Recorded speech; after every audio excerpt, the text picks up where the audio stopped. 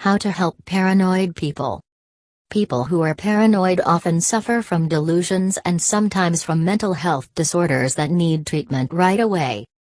Still, it's important to listen to what they are saying and separate legitimate concerns from outright fantasies, all while staying calm and reassuring the other person. Helping paranoid people is often a balancing act between two things, not treating them like a weird person but getting them the proper help they need. 1. Help the paranoid person stay calm and not to live in a series of panics. People who experience this kind of situation under stress but are still connected to reality and real events, if this is not psychosis, need to be able to assure themselves that it will pass, and that change is possible. Positive thinking may help. 2. Do not diagnose or treat any psychological or mental issues without help from mental health professionals.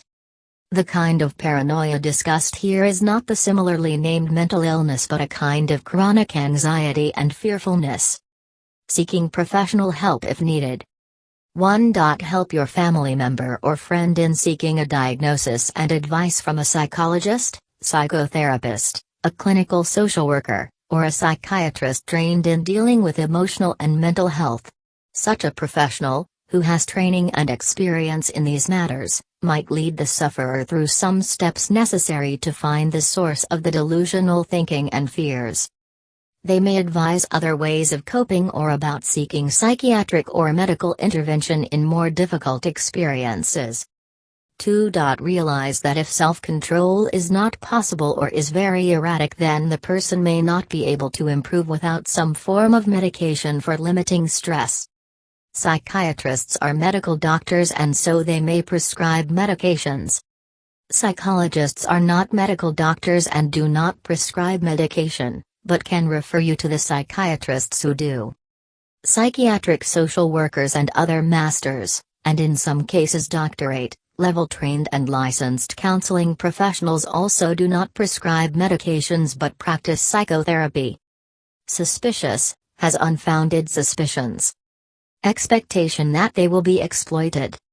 Unreasonably believes others are plotting against him, her. Self-image is easily slighted. Detachment, reluctant to confide in others. Preoccupied with unsupported doubts about friends or associates. Baseless fear that information may be used against him, her. Baseless fear of the sexual infidelity of a spouse or significant other. Distrustful, groundless concern that other people have hidden motives. Reads negative meanings into innocuous remarks. Social isolation, perceives attacks on his, her reputation that are not clear to others. Uncooperative inability to work together with others. Hostility, makes accusations about otherwise minor events. Is triggered quickly to verbal counterattack based on such perceptions. Harbors insults, bears grudges. Complications, possible. Extreme social isolation. Potential for violence. Being, without real cause, argumentative and defensive. Having trouble seeing, and dealing with, one's own problems, opportunities. Having trouble relaxing, largely self-stressed. Find possible diagnoses. Undergo a thorough physical examination and patient history to rule out possible organic causes, such as dementia, or environmental causes, such as extreme stress, in patients with paranoid symptoms. If a psychological cause is suspected, a psychologist will conduct an interview with the patient and may administer one of several clinical inventories, or tests, to evaluate mental status.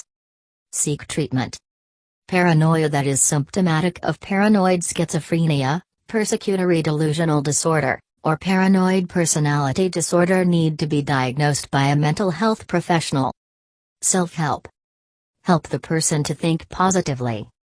Running positive phrases and sentences through one's mind may help. Encourage the person to not blame others for any problems. There's no use in it. One may stop negative thoughts and can distress by thinking about something less stressful, cultivating, inculcating thoughts that are agreeing with and praising others, or kind and accepting of others. Point out that one may choose to forgive and not be angry for more than a few minutes or hours. Help your friend to avoid anger, to not seek unfounded revenge.